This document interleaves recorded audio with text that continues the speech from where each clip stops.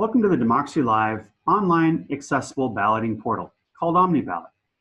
OmniBallot has been deployed in over 1,000 elections over the last 10 years, serving millions of voters here in the United States and serving and living abroad. The system is a hosted application hosted in Amazon Web Services, AWS, which has been certified and approved by every federal agency to secure some of the nation's most critical documents and information. OmniBallot is hosted in AWS to deliver a fully accessible, audio-enabled balloting experience for all voters, regardless of disabilities. The process is simple. First, the voter will want to identify the correct ballot that they are eligible to vote for. And they do that by typing in their first, last, and date of birth. Now, if a voter happens to be blind, they're able to listen to everything that's appearing on the screen. A voter who has a disability, they could use their own input devices, such as a sip and puff device or tactile jelly switch to navigate through the ballot. Once they put in their first, last, and date of birth, that will identify the correct ballot. The ballot is then pulled up, and the voter can start navigating through the ballot, making their selections.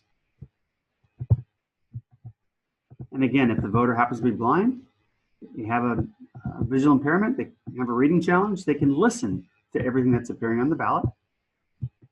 A voter that might be stationed abroad, maybe they're serving in an outpost in Afghanistan, or they are a scientist in Antarctica. Perhaps they're a submariner in the Pacific.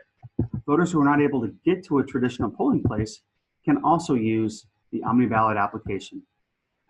OmniBallot has been selected by the U.S. Department of Defense for military purposes.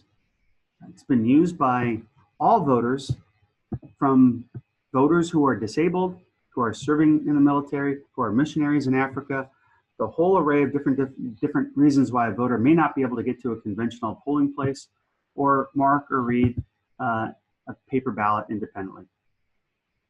Now, once the ballot has been marked, the voter can come to the summary screen to review their selections. In this case, the voter undervoted, so they have the chance to go back, modify their ballot, and make the selection.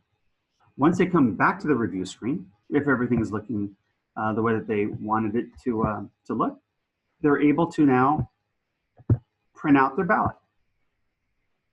Democracy Live serves voters in over 20 states and nearly 1,500 jurisdictions.